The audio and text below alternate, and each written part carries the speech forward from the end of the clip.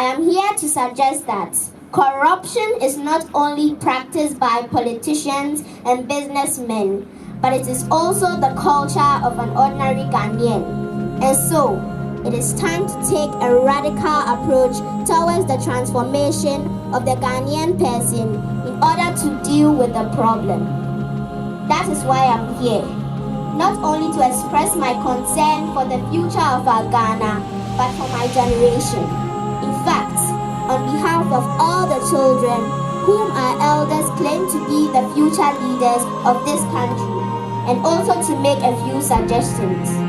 It is important that all citizens understand that we cannot take this country to the next level until we make that deliberate decision to destroy all these corrupt and anti-progressive practices in our various fields of work.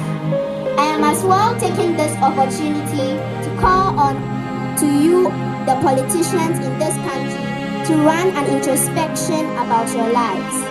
In fact, how many of you can honestly be transparent and tell us the source of your wealth?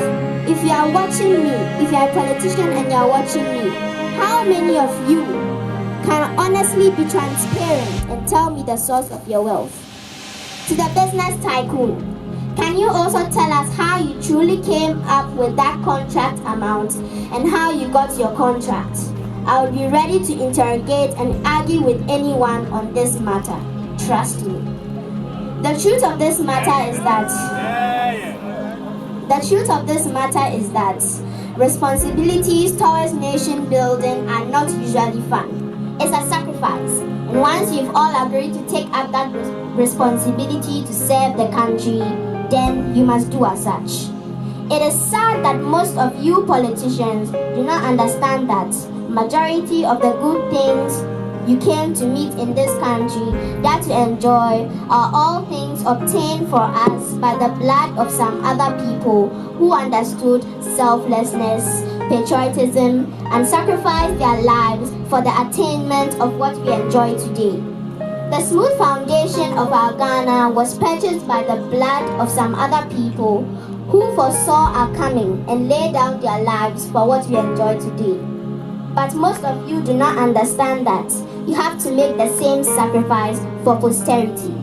But my question is, where do these bad leaders come from? They don't come from Australia or Rwanda or Pluto nor Mars. They don't come from the Netherlands. They are all Ghanaians. They are sons and daughters of this soil. They were all once citizens like most of you standing here, and they rise up into the government to frustrate the rest of the citizens. Society obviously saw glimpses of manifestation in these practices, but wouldn't do anything about it. Now, they've grown up become chiefs, bank workers, street vendors, farmers, teachers, doctors, businessmen and women, media practitioners, politicians, etc.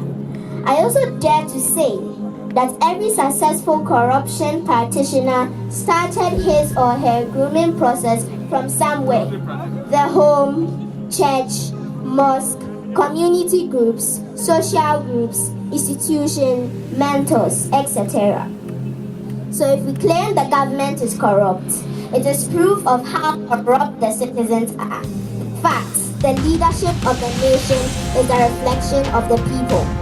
What that means is that if you want to know how corrupt leadership is, just take a look at what the citizens are doing.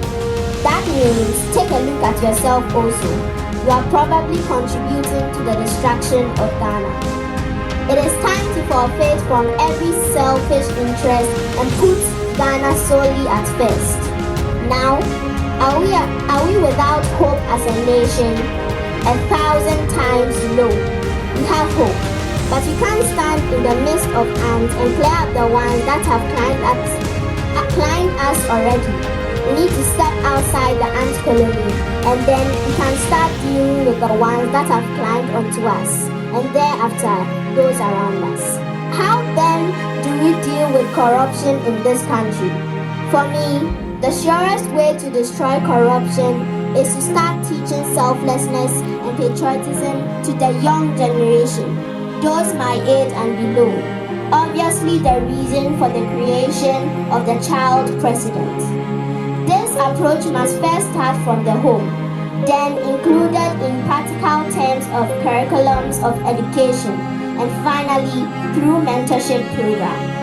It is also important that we consider a change in our constitution, maybe nullifying all political manifestos. No more manifesto readings by politicians for now, but then get one national agenda set by some serious independent committee or children committee. A national agenda that any political party would follow and receive an assessment based on the targets that will be set for them by the National Agenda Committee.